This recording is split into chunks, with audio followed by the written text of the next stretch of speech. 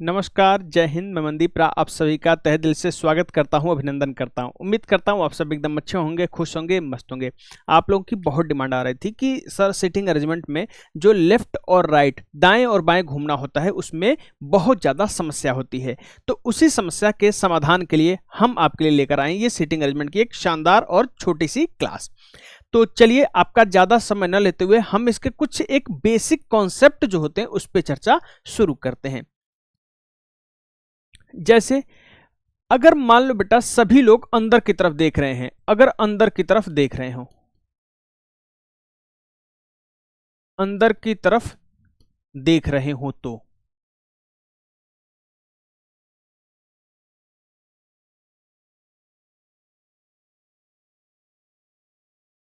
अच्छा देखो, अगर सारे के सारे लोग साउथ की तरफ देख रहे हो, साउथ मतलब दक्षिण की तरफ नीचे देखने के लिए होता है।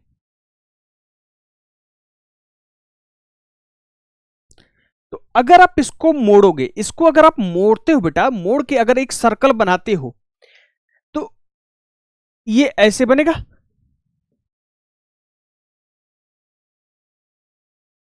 सारे के सारे अंदर देख रहे हैं।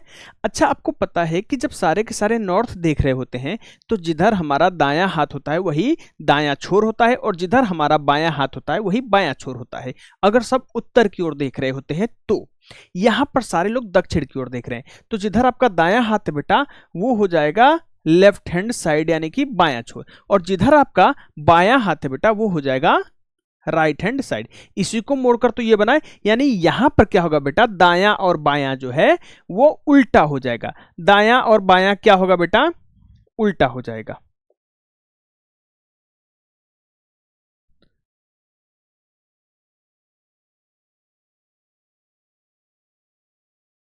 दायां और बायां होगा बेटा उल्टा। समझो यहां पे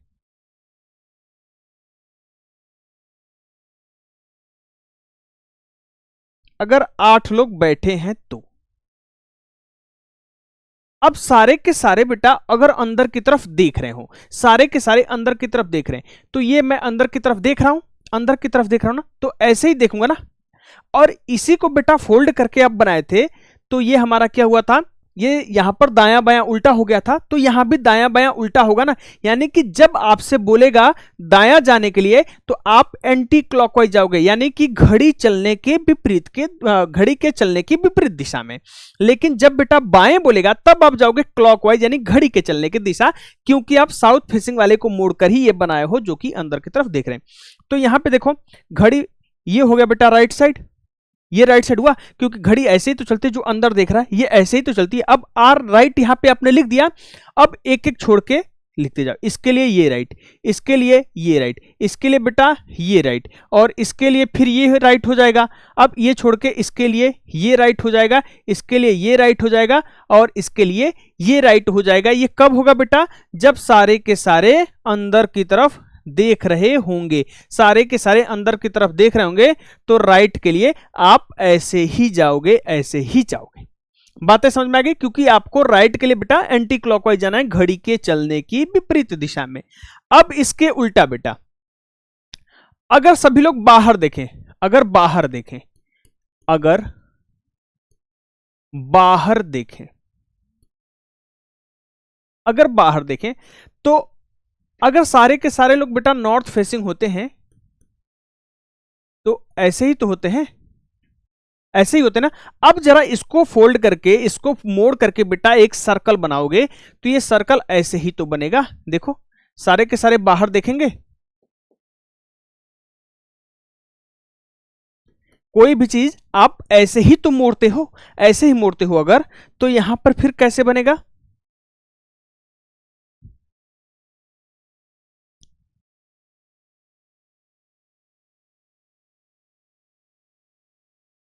ये बाद में इसको भी बना दूं कि पीडीएफ में कोई भी कंफ्यूजन न रहे। तो अब ये कैसे बनेगा,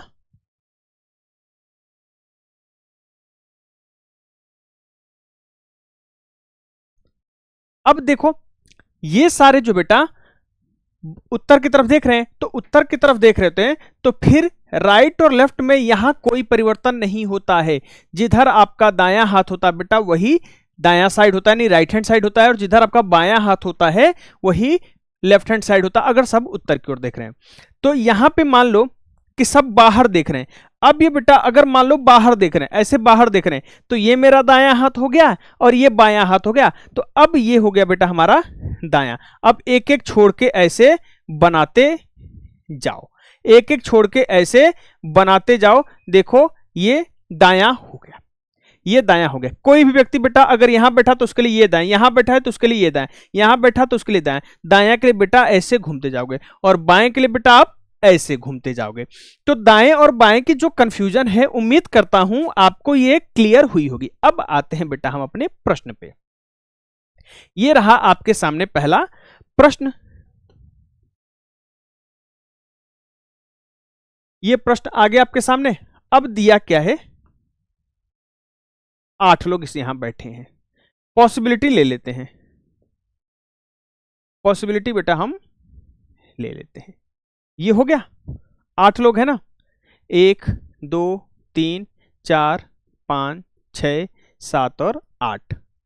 1 2 3 4 5 6 7 और 8, ये 8 ऐसे हो गए। अब कह रहा है आर पी के दाएं तीसरे, अच्छा पूरी कंडीशन पहले पढ़ो। 8 व्यक्ति हैं पी से लेकर डब्ल्यू तक, एक वृत्ताकार मेज के चारों ओर बैठे, उनमें से 4 केंद्र के सम्मुख या केंद्र के विपरीत। 8 लोग बेटा, 4 उसमें या तो सम्मुख होंगे या तो विमुख होंगे। इसका मतलब ये हुआ बेटा ना कि 4 अंदर देख रहे हैं और 4 बाहर देख रहे हैं, क्योंकि 8 ही लोग तो हुए।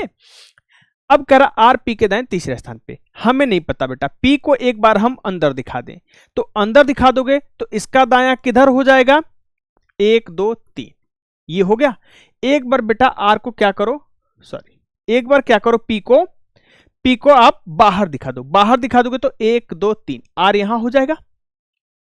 आर पी के दाएं तीसरे, अच्छा जो लिखा है ना, जो हमेशा पास वाले की बात कर रहा है, तो जो के पास में देखो पी लिखा है, अगर यही जो की जगह आर और होता तो हम आर की बात करते, लेकिन जो लिखा है बेटा तो पी की बात करेंगे। पी जो है टी के निकटतम बाएं है, जो केंद्र के विपरीत, यानी टी जो है बेटा केंद्र के विपरीत देख रहा है, तो टी यहां होगा, तभी तो ये इसके निकटतम बाएं हो जाएगा।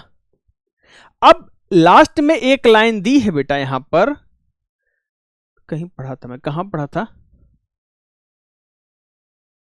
इसके केंद्र के, हाँ नहीं लास्ट में शुरू में, एक दूसरे के सम्मुख बैठे व्यक्ति समान दिशा के सम्मुख हैं, मतलब जो एक दूसरे के सामने बैठे वो एक ही तरफ मुंह करेंगे, मतलब वो अगर बाहर किया है तो वो भी बाहर करेगा। तो ये अगर बाहर किया बेटा तो पी के सामने जो बैठेगा वो भी बाहर करेगा, ये बाहर किया है तो इसके सामने जो बैठेगा बेटा वो भी बाहर करेगा। अब देखो ये बाहर किया है तो आर भी बाहर करेगा, ये अंदर किया है तो यहां भी जो बैठेगा वो अंदर की तरफ ही देखेगा। अब क्या कह रहा है, आर केंद्र के सम्मुख नहीं है, तो आर केंद्र के सम्मुख नहीं है बेटा, तो आर केंद्र के बाहर बाय डिफॉल्ट, यहां तो हो गया था, यहां हमने बना दिया। अब क्या कह रहा है, ये बाहर, अब अच्छा यहां देखो बाहर कितने लोग हो गए, 1 2 3 4 5, ये कंडीशन बेटा गलत हो गई। क्यों गलत हो गई, क्योंकि 4 ही लोग बेटा बाहर की तरफ देख सकते हो, 4 ही लोग अंदर की तरफ, तो ये कंडीशन गलत हो गई। ठीक है, अब ये बाहर हो गया, ये अंदर हो गया, ये अंदर हो गया, चलो ठीक है। अब क्या कह रहा है, U जो है V के निकटतम दाएं, तो U V के निकट और दोनों केंद्र के सम्मुख हैं, तो V को आप यहां बैठाओ, U को यहां बैठाओ, तो देखो U जो है बेटा V के निकटतम दाएं हो गया, U जो है V के निकटतम दाएं। अब ये अंदर है तो ये भी अंदर होगा, ये अंदर तो ये अंदर देखो हो गया। अब अंदर कितने लोग बैठ गए, 1 2 3 4, बाकी सारे लोग बाहर होंगे, 1 2 3, और यहां पे जो बैठेगा वो 4 हो जाएगा। अब क्या कह रहा है, एस क्यू के विपरीत दिशा के सम्मुख है। अच्छा एस के तो देखो एस बेटा या तो यहां आएगा या तो यहां आएगा, और दोनों में से कहीं भी आएगा, एस जो है विपरीत दिशा में ही देखेगा। अब क्या एस क्यू के विपरीत बैठा, जो डब्ल्यू के आसन है, जो किसके पास में है, क्यू के पास में, तो क्यू मतलब बेटा डब्ल्यू के पास नहीं बैठेगा, तो क्यू को ऐसी जगह बैठा दो जो दोनों तरफ से घिरा हो। तो देखो क्यू यहां बैठ गया, एस यहां बैठ गया, अब एस यहां बैठेगा तो डब्ल्यू यहां। अच्छा क्यू को यहां बैठाते बेटा ना, तो मजबूरी में बेटा क्यू को डब्ल्यू का आसन पड़ोसी होना पड़ता है, इसीलिए वहां नहीं बैठा। अब देख लो अंदर कितने लोग बैठे हैं, 1 2 3 और 4, 1 2 3 और 4। बाहर कितने लोग बैठे हैं? 1 2 3 और कौन बच रहा हमारा? ये 4। देखो 4 अंदर बैठे हैं और 4 बाहर। तो आर के बाएं गिने जाने पर क्यू और आर के मध्य कितने व्यक्ति? तो आर के बाएं से गिने जाने पर 1 2, आर और क्यू के मध्य बेटा 2 व्यक्ति बैठे हैं। उम्मीद करता हूं आपको यह अच्छे से, एकदम अच्छे से क्लियर हुआ होगा। अगर क्लियर हुआ बेटा तो इस प्रश्न का उत्तर आपको कमेंट बॉक्स में देना है। और सभी लोग इसका, अच्छा ये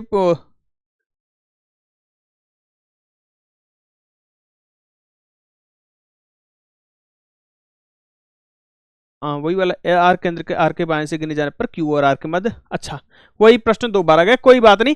उम्मीद करते हैं आपको यह अच्छे से क्लियर हुआ होगा और समझ आया होगा। और अगर ऐसा है बेटा तो कमेंट करके जरूर बताइएगा कि यह सेशन आपको कैसा लगा, जिससे मेरे अंदर एक बेटा भी एक सकारात्मक ऊर्जा का संचार होता है और मैं आपके लिए और भी अच्छा करने की कोशिश करता हूं। मिलेंगे बेटा आपसे हम अगली क्लास में, तब तक के लिए इजाजत दीजिए। धन्यवाद।